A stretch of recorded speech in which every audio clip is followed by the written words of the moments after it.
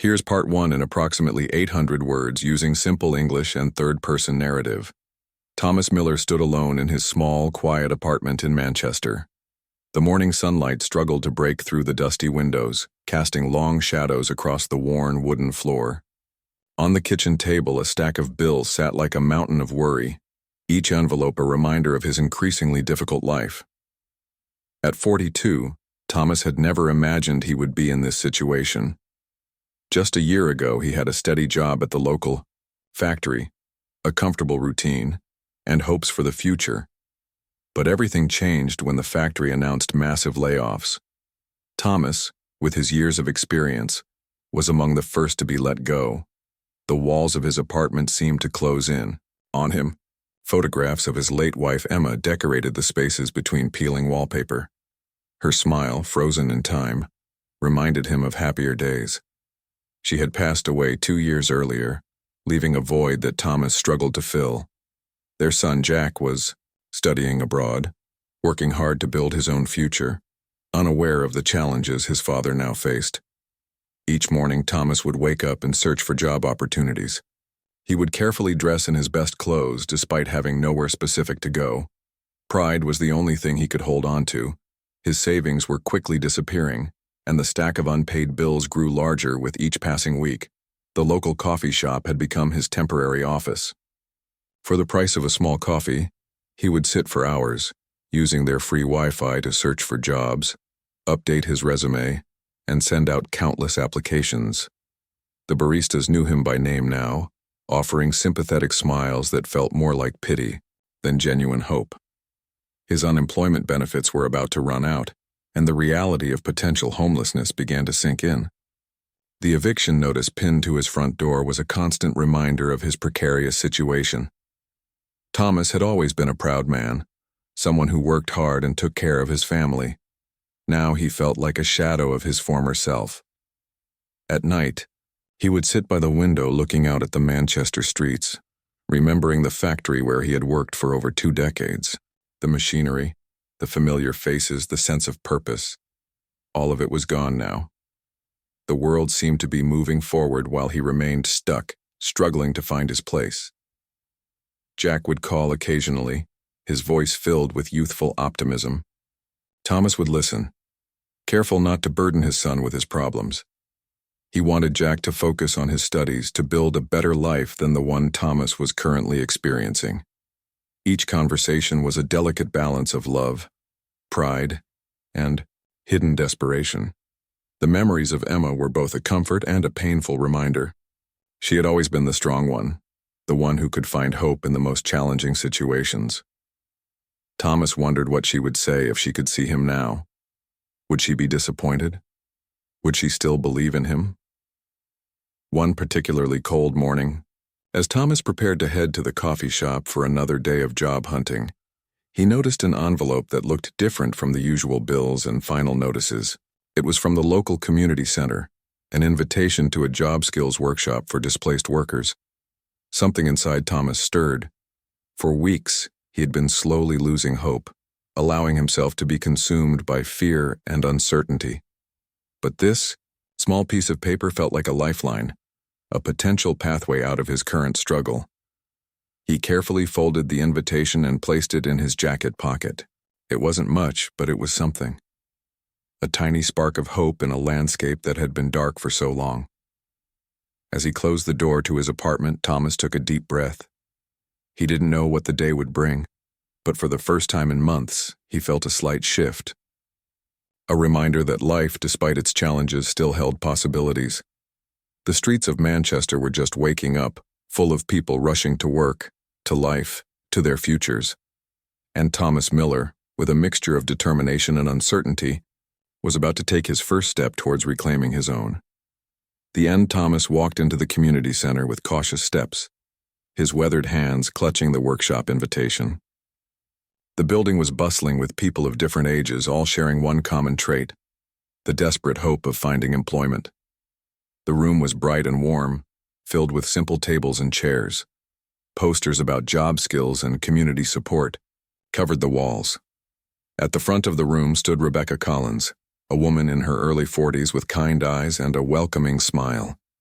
She had worked at the community center for over a decade, helping hundreds of people find their way back to work. Thomas chose a seat at the back, feeling slightly out of place. He was older than most people in the room, and years of factory work had taught him to be quiet and observe. Around him, younger men and women nervously adjusted their resumes and checked their phones. Rebecca began speaking, her voice clear and encouraging. She understood that each person in the room carried a story of struggle. She wasn't just teaching job skills, she was offering hope. Thomas listened carefully, his ears picking up every word about modern job searching, digital skills, and personal branding. During a break, Rebecca noticed Thomas sitting alone.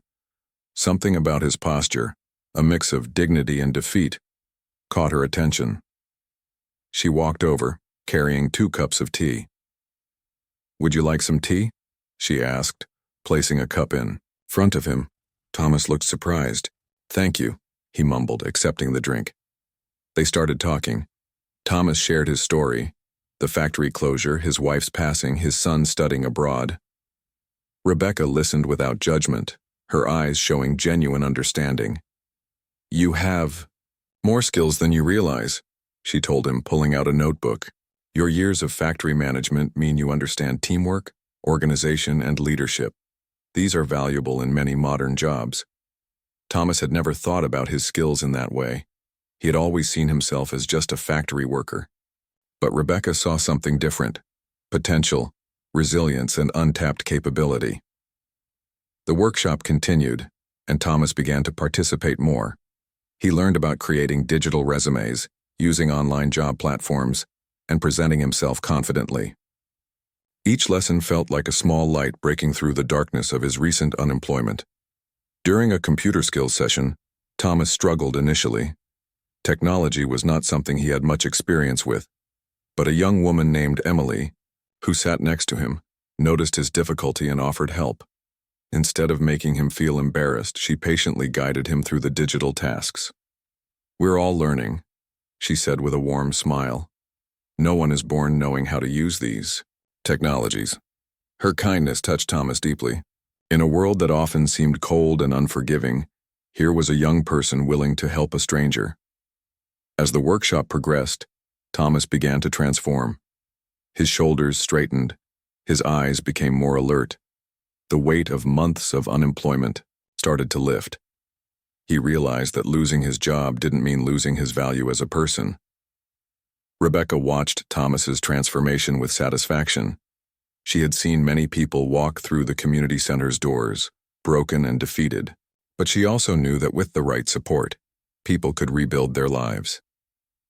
At the end of the workshop, Rebecca approached Thomas with a specific job opportunity. A local logistics company was seeking someone with management experience to help train new employees. It wasn't exactly like his old factory job, but it was a chance, a real, genuine chance to start over. "Would you be interested in applying?" Rebecca asked. Thomas felt a surge of emotion. Hope, which had been absent for so long, began to bloom in his chest. For the first time in months, he saw a potential future. Not just survival, but a way to contribute and feel valuable again. "Yes," he said, his voice steady and clear. "I would very much like to try." The community center buzzed with energy around them. People continued to learn, to hope, to believe in second chances. And Thomas Miller, once lost and uncertain, was about to begin a new chapter of his life. The end, Thomas arrived at the logistics company for his interview, his best shirt pressed and his shoes carefully polished. The modern office looked nothing like the factory where he had worked for decades. Computers lined the walls, and young professionals walked about with confident strides. Mark Harrison, the company's hiring manager, greeted Thomas with a firm handshake. Unlike many employers who might have dismissed an older worker, Mark saw something special in Thomas. He noticed the years of experience etched into Thomas's face, the quiet confidence that came from decades of practical work. The interview felt more like a conversation. Thomas spoke about his years managing teams at the factory, about solving complex problems, and about his ability to work with people from all backgrounds. Mark listened carefully, impressed by Thomas's ability to translate old-school management skills into modern workplace needs. We're looking for someone who can bridge the gap between our experienced workers and our younger team, Mark explained. Someone who understands both traditional work ethics and modern workplace dynamics. Thomas realized this was more than just a job interview. It was a chance to prove that age was not a barrier to success. His hands, which once operated heavy machinery, now gestured confidently as he spoke about team management and workplace communication. The interview room was bright and modern, with large windows overlooking the Manchester cityscape. Thomas could see the streets where he had walked countless times, searching for hope. Now hope seemed to be finding him.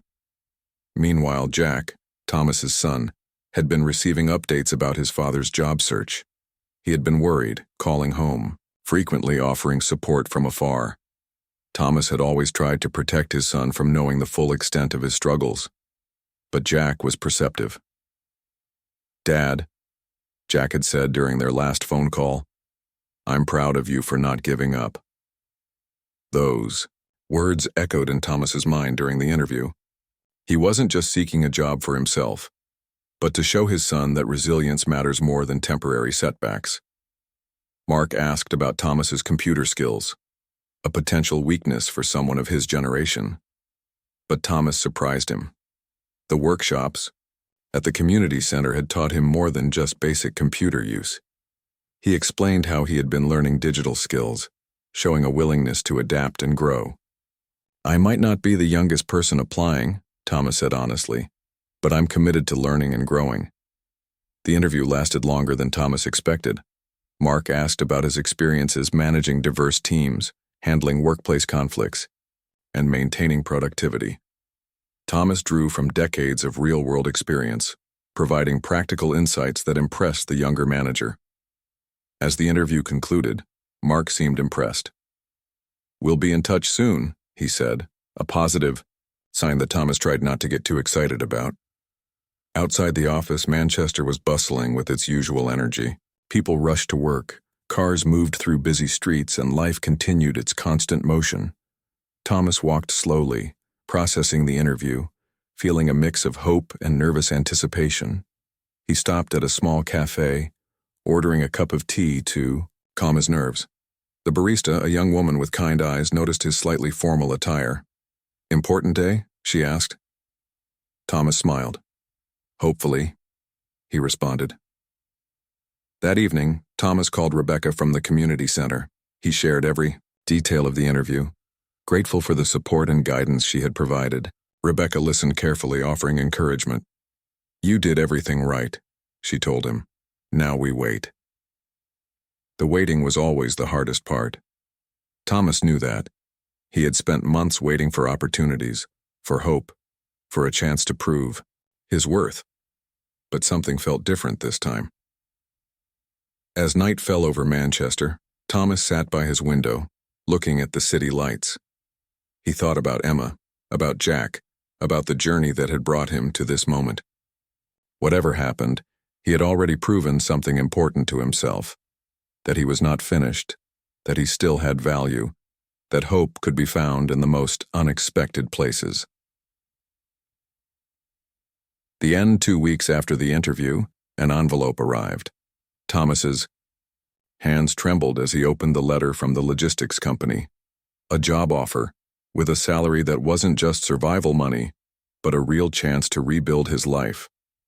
The position was training coordinator, helping new employees understand workplace systems, management strategies, and team dynamics. Mark had seen something special in Thomas, the ability to connect with people of all ages and backgrounds. Thomas's first day was a mixture of excitement and nervousness. The modern office felt like a different world from his old factory. Young workers moved between computers, wearing headsets and discussing complex logistics strategies. He felt both out of place and determined. During lunch, Thomas met other employees who were surprised by his life experience. He began sharing stories from his factory days, and younger workers listened with genuine interest. His experiences became valuable lessons about workplace resilience and problem-solving. Jack called that evening, bursting with pride. "Dad, this is amazing," he said, his voice filled with excitement. I always knew you could do this. The community center became Thomas's secondary support system. Rebecca had been instrumental in his journey, and he wanted to give back. He started a support group for older workers struggling to find employment, sharing his own story of transformation. Every Wednesday evening, people would gather at the center. Some were in their 50s, others in their 60s, all carrying the weight of unexpected job loss. Thomas became their beacon of hope, showing them that age was not a barrier to success. It's not about how old you are, Thomas would tell the group. It's about your willingness to learn and adapt. His support group grew quickly. People shared job hunting strategies, updated their resumes, and practiced interview skills. Thomas used his new computer skills to help others create digital profiles and navigate online job platforms. At work, Thomas discovered he had a natural talent for training. His years of factory management translated perfectly into teaching new employees. He could explain complex processes simply, breaking down technical information into understandable steps. Mark, his manager, was impressed. "You're not just training employees," he told Thomas. "You're building confidence." Thomas started documenting his training methods, creating guides that could help other new trainers. His approach was unique, combining traditional work ethics with modern workplace understanding. The logistics company noticed Thomas's contributions. They began featuring his training methods in company workshops, highlighting how experienced workers could bring unique value to modern workplaces. During one training session, a young employee named David struggled with a complex logistics problem. Thomas recognized the frustration, remembering his own challenges with technology. "Let me show you something," Thomas said, sitting beside David. He broke down the problem into simple steps, using a mix of traditional problem-solving and digital strategies. David's frustration transformed into understanding. "How did you know how to explain it like that?" he asked. "Years of solving problems," Thomas smiled. "Not all solutions come from computers. Sometimes they come from experience." At home, Thomas's apartment began to change. The dark, worried atmosphere was replaced with hope. Photographs of Emma were no longer just memories but inspirations. He could almost hear her voice encouraging him. Jack decided to visit during his university break, wanting to see his father's new workplace and support group. The relationship between father and son, once distant, was healing. "I'm proud of you, Dad," Jack said, watching Thomas prepare for a support group meeting. "You didn't just find a job. You found a purpose." Thomas realized his journey was about more than employment. It was about resilience, about showing that life could offer second chances. He had transformed his personal struggle into a mission of helping others. As Manchester's evening lights began to twinkle, Thomas looked out his window. The city that had once felt overwhelming now represented possibility. His story was proof that hope could be found in the most unexpected places. The end-dawn year had passed since Thomas's life-changing journey began. The community center was packed, with people, all waiting to hear his story. Thomas stood at the front of the room, his posture straight, his eyes bright with purpose. "Life isn't about how many times you fall," he told the gathered crowd. "It's about how many times you choose to get back up." The room was filled with people of all ages, unemployed workers, young professionals, and community leaders. Thomas had become more than just a success story. He was a beacon of hope for Manchester's working community. His support group had grown into a powerful network.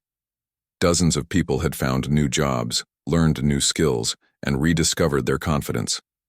The local newspaper had even written an article about Thomas, calling him the unemployment hero of Manchester. Jack sat in the front row, watching his father with pride. He had seen the transformation, from a broken man struggling to pay bills to a confident leader helping others. The distance between them had disappeared, replaced by a deep mutual respect. At the logistics company, Thomas had become a key figure. His training programs were now used across multiple departments. Young managers sought his advice, recognizing the value of his experience. Mark, his original manager, had become a close friend and supporter. The support group had expanded beyond job hunting. They now offered computer skills classes, resume workshops, and emotional support for people facing unexpected job loss. Thomas had turned his personal struggle into a community movement. Rebecca from the community center watched Thomas with tears in her eyes. She remembered the day he first walked in, defeated, uncertain, almost broken. Now he stood as a symbol of hope and resilience. Every person has a story, Thomas would tell his groups, and every story has the potential for a new beginning. His methods were simple but powerful. He taught people to see their life experiences as strengths, not limitations. Age became an asset, not a barrier. Technology was a tool to be learned, not a threat to be feared. During one workshop, an older woman named Margaret shared her story of job loss. She was close to retirement and had thought her working days were over. Thomas helped her see her decades of customer service experience as a valuable skill in the modern job market. "You're not starting over," he told her. "You're building on everything you've already learned." Jack had become inspired by his father's work. He was studying community development, wanting to create programs that could help people facing similar challenges. The son had learned from his father's resilience. Thomas's apartment had transformed.